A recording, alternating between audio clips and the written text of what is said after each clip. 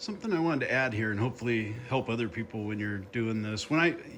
To start all this, I was coming from Bluetti.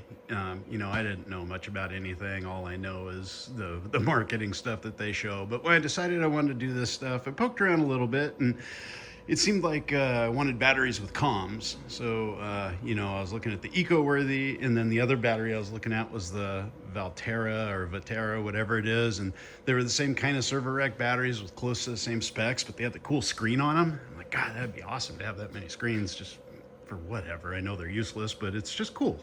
So anyway, I went with these because they had comms, and the EG4 had comms. And I'm like, hey, wonderful.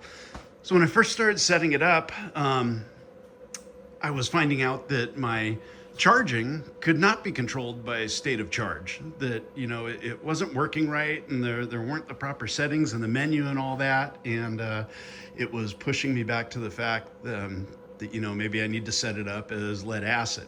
And I was on that one really good site, DIY Solar, super helpful, tons of great info there. I've found so many of my answers there.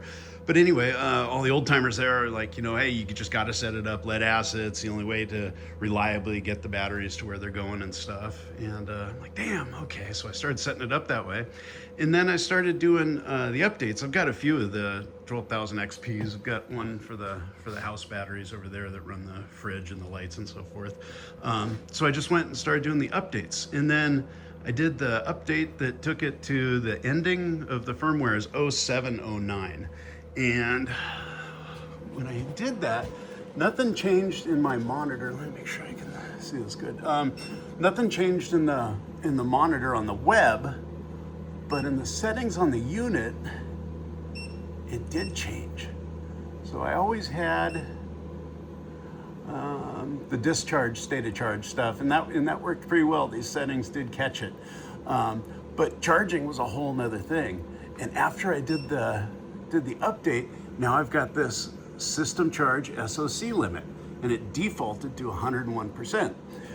And I'm like, wow, is that really gonna work? And it does. So it's at 101%. So basically, since the units will never report back, and this is as I understand, guys, I'm not an expert, but since the units will never report back that they're at 101% state of charge, this will keep charging until the BMSs in the batteries themselves kick off and stop taking the charge, which is really, really cool.